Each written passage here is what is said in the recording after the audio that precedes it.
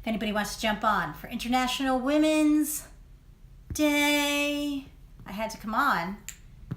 I mean, what kind of goddess wisdom leader would I be if I didn't come on and tell all of my medicine women out there in this InstaFam, you freaking rock.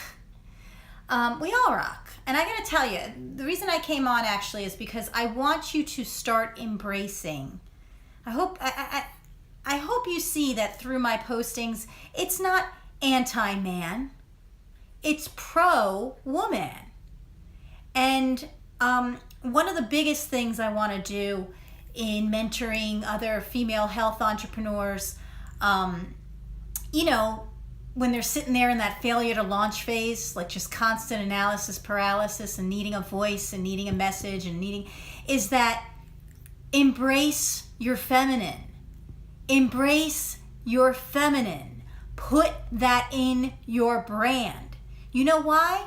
Because if you're trying to rise and be a conscious health leader, then with that hat, with that crown, comes some responsibility.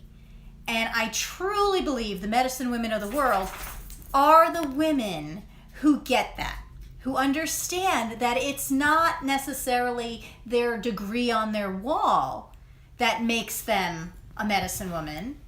It's that they have wisdom.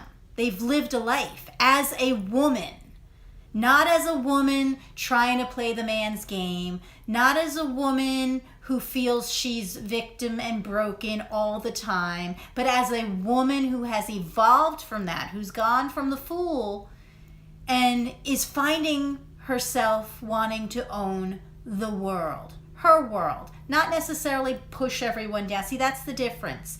And I'm putting that challenge out to you, whoever watches this for the next 24 hours or so, that how can you emerge? How can the medicine women rising, right? Use that hashtag, medicine woman rising, so I can find you, because I'm going to start doing searches. I'm going to start loving on you. Why? Why not?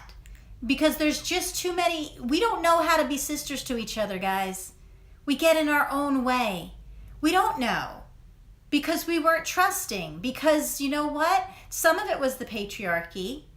But some of it moving out of that is us and needing to what? Trust ourselves. You know, if you listen to my podcast, Owning Her Health, there's a couple episodes there where I explain my perspective on the XX chromosome and how it's like a mirror to ourselves. And I think that's our journey. I think that's our journey as women. And the women who are leaders in the health realm. You know, being a health leader, I was just speaking to another woman, Tanya, this morning, who's a business coach. Tanya Miller, go look for her, all right? TCM? TYM? I got to get that. I'll put that on there. Tanya Miller. And she, we were just talking about like a lot of health leaders, because she also coaches, health leaders.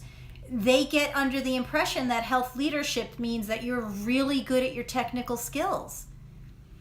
Nope, that's not health leadership. Especially now. What we need are guides. What we need are role models. What we need are you walking the walk, not just talking the talk. And female health entrepreneurs who are out there wanting to be leaders, I challenge you to demonstrate the feminine form of that leadership.